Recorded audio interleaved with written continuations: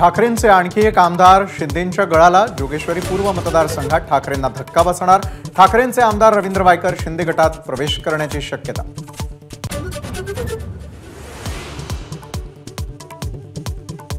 रवींद्र वायकरांवर तपास यंत्रणांचा दबाव। पक्षांतर करा नाहीतर तुरुंगात जा, वायकरांना धमक्या येत असल्याची संजय राऊतांची माहिती।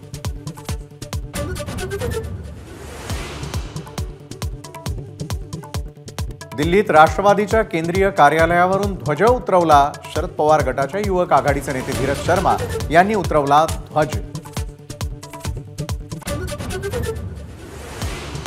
राष्ट्रवादीच्या दोन्ही गटाकडे 5 आमदार आणि एका खासदाराचं प्रतिज्ञापत्र। दिशाभूल करून अजित पवार गटानं प्रतिज्ञापत्र घेतलं। अमोल कोल्हे आणि अशोक पवारांचा आरोप।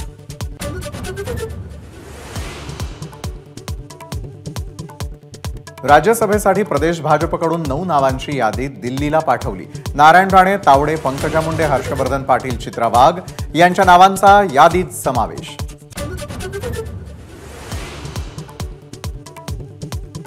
काँग्रेसचे माजी आमदार बाबा सिद्दीकींचा पक्षाच्या सदस्यत्वाचा राजीनामा। तर अजित पवारांसोबत जाणार असल्याचेही सिद्दीकींचं वक्तव्य।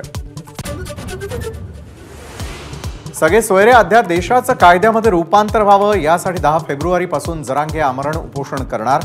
भुजबळांमुळे आम्हाला मंडल आयोगाला चॅलेंज करावं लागेल, जरांगेंचा इशारा।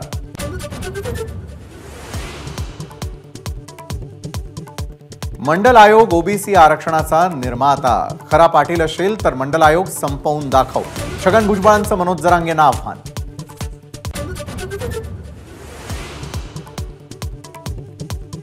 राज्यामध्ये प्राथमिक शाळांच्या वेळा बदलणार। सर्व माध्यमांचे 4थी पर्यंतचे वर्ग सकाळी 9 नंतर भरणार। विद्यार्थ्यांच्या स्वास्थ्यासाठी राज्य सरकारचा निर्णय।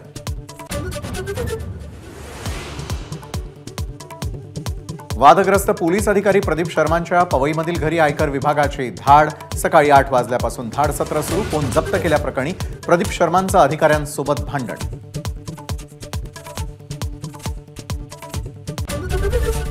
एबीपी माझा, उघडा डोळे बघा नीट।